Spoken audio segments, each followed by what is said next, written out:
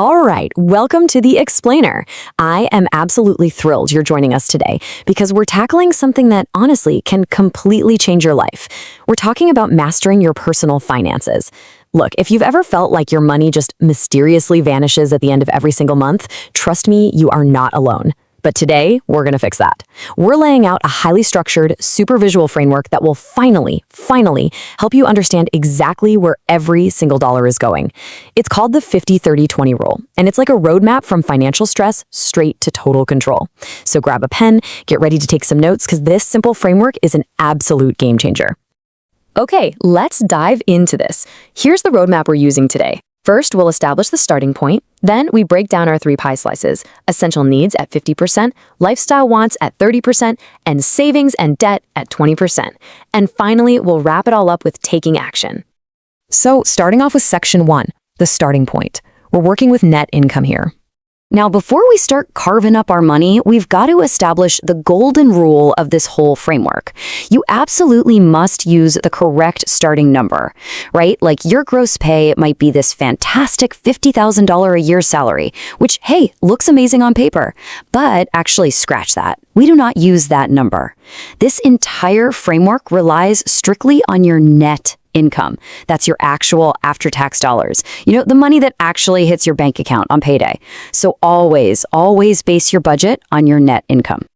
And this brilliantly illustrates our mental map for the rest of this explainer. Just imagine a simple whiteboard sketch of a pie chart. Half of this pie, that massive 50% slice right there, stands for your needs. Next to it, a 30% slice is carved out for your wants. And finally, that remaining 20% slice, that's entirely dedicated to your savings and paying off debt. Moving right along to section 2, essential needs. This is the big one, the 50% slice. So this is the largest piece of our pie, representing a full half of your net income. But we've got to be really strict about how we define a need here.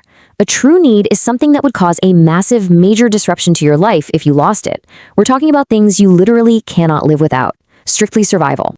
Let's look at a few concrete examples of regular living expenses that actually make the cut. Groceries, absolutely a need. I mean, you have to eat, right? Housing, whether you're paying a mortgage or making rent, is a need because you've got to have shelter.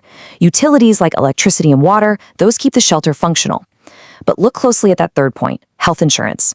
Heaven forbid something bad happens to you or your family, but if it does, health insurance is absolutely a critical need. Basically, these are your non-negotiables. They make up the entire 50% slice. All right, section 3, lifestyle wants, the 30% slice. We're moving into the next 30%, and I gotta warn you guys, this is the danger zone. The line between necessities and desires gets really blurry here. So, to clear that up, we apply what we call the inconvenience test. Remember? A need causes a major disruption if it's lost. But a want? It really just causes a minor inconvenience, like canceling Netflix or, say, deciding not to buy a brand new grill to cook a steak on.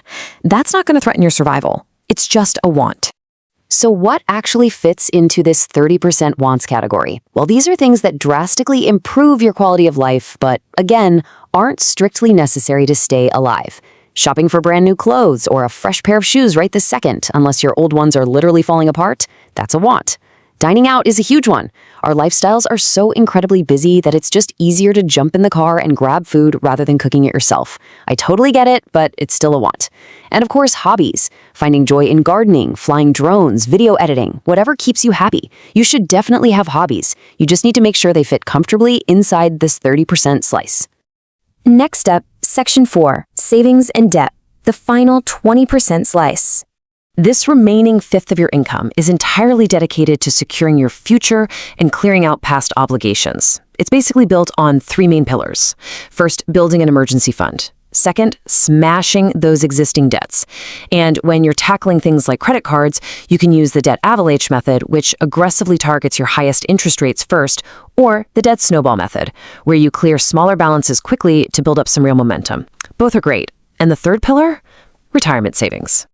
So the crucial point is this number right here, 6 to 12. When you're building that first pillar, your emergency fund, your ultimate target is to save up 6 to 12 months of your living expenses.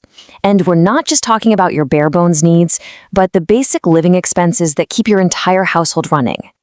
Let's actually walk through the specific math on this so you can see what it looks like in practice.